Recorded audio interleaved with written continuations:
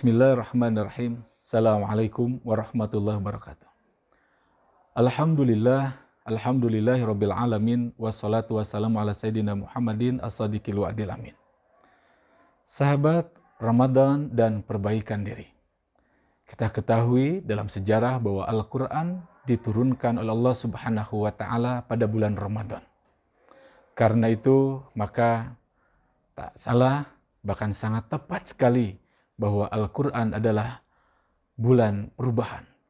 Al-Quran adalah bulan Ramadan adalah bulan perubahan. Karena bulan Ramadan diturunkan padanya adalah Al-Quran. Syahrun unzila fihil Quran. Al-Quran telah merubah banyak orang. Bahkan sampai saat ini. Sehingga ada pakar yang mengatakan bahwa Islam itu terlalu modern pada zamannya.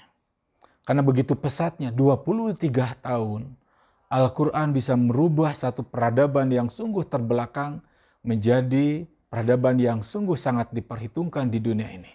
Kenapa? Karena Al-Quran telah mencelup, telah mencoba menghiasi, telah berinteraksi dengan orang-orang yang merenungkan, menghayati Al-Quran. Karena itu maka bulan Ramadan sebagai perbaikan diri adalah tidak lain, tidak bukan bagaimana kita memanfaatkan interaksi kita dengan Al-Quran sehingga kita memiliki perubahan yang sangat baik sekali, perubahan yang sangat dahsyat sekali. Bagaimana kita bisa menjadikan Al-Quran sebagai bahan perbaikan diri kita? Atau satu hal yang sangat-sangat menarik di dalam sebuah hadis Nabi yang sangat pendek, bahwa Nabi pernah mengatakan ad-dinu nasihah. Agama itu adalah nasihat. Agama itu adalah nasihat. Nasihat sudah menjadi bahasa kita. Tapi kalau kita perhatikan dalam bahasa Arab bahwa nasihat itu berasal dari kata nasoha, artinya khata. Ya khitu, khiyatah artinya menjahit. Ya. Nah, ini sangat cerdas sekali Rasulullah SAW bahwa agama adalah nasihat.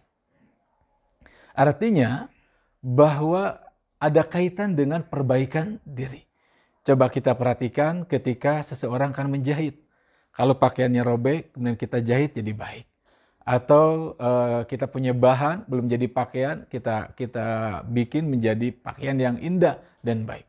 Sehingga Rasulullah menyimpulkan bahwa simpul agama itu semuanya itu akan dilihat dari nasihat sebaik mana atau sejauh mana simpul-simpul agama itu menjadikan perbaikan diri kita, sebagaimana pakaian yang tidak indah menjadi indah, atau belum pakaian menjadi yang masih jadi bahan menjadi pakaian yang sangat indah. Nah, Al-Quran kemudian ibadah di bulan Ramadan itu membuat kondusif, membuat satu kesempatan momen untuk perbaikan diri kita.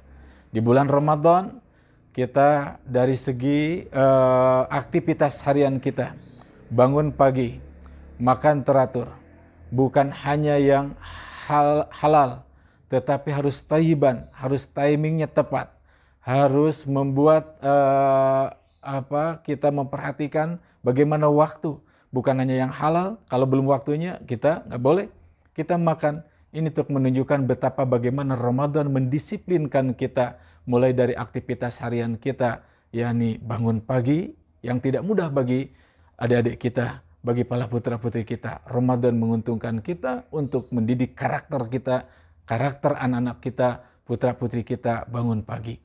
Mendidik bagaimana cara memilih, memakan atau makanan yang baik-baik dengan waktu yang tepat juga. Kemudian aktivitas kita dengan Al-Quran, di mana kita disuguhkan dengan tadarus Al-Quran, dengan bacaan-bacaan Al-Quran, bacaan-bacaan kajian tentang Islam. Ini juga membuat penghayatan kita semakin baik.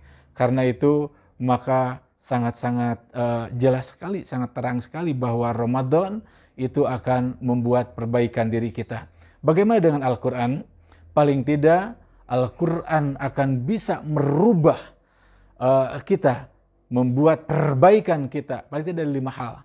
Mari kita coba untuk renungkan. Pertama adalah dengan istima. Bagaimana kita berinteraksi dengan Al-Quran untuk sebanyak mungkin menyimak Al-Quran. Allah mewanti-wanti, wa idza quri'al Qur'an fastami'u lahu wa ansitu la'allakum turhamun. Jika dibacakan Al-Qur'an kepada kalian, maka fastami'u, simak dengan baik-baik. Diamlah, la'allakum turhamun, niscaya kalian akan mendapatkan rahmat. Yang kedua adalah at-tilawah, membaca dengan sungguh-sungguh. Al-Qur'an memerintahkan kepada kita untuk membaca, bukan sekedar bacaan. Di sana ada warattilil Qur'ana tartila, baca Al-Qur'an dengan sungguh-sungguh. Tartil menunjukkan satu bentuk penegas dari rattala, membaca. Atau yatlunahu haqqa tilawati, membacanya dengan haqqa tilawati, dengan sebenar-benar bacaan. Bukan sekedar khataman, kita tingkatkan perbaikan diri kita di dalam Ramadan saat ini, momen ini. Yang ketiga adalah tadabbur, merenungkan, menghayati bahwa apa yang terkandung di dalam Al-Quran itu. Apa pesan yang kita bisa sampai kita amalkan, apa yang kita petik, apa yang kita jadi agendakan untuk perbaikan diri. Karena Al-Quran diturunkan adalah tiada lain liyatadabbaru ayati wa liyatadzakkaru ulul albab, agar orang-orang mentadaburi, merenungkan, serta orang-orang yang diberikan akal agar mengambil pelajaran dari Al-Quran itu.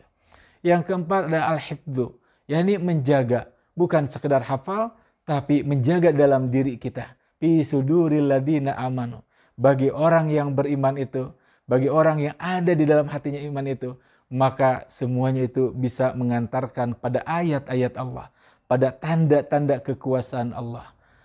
Sahabat sekalian, kemudian yang terakhir bahwa interaksi kita dengan Al-Quran adalah amalun.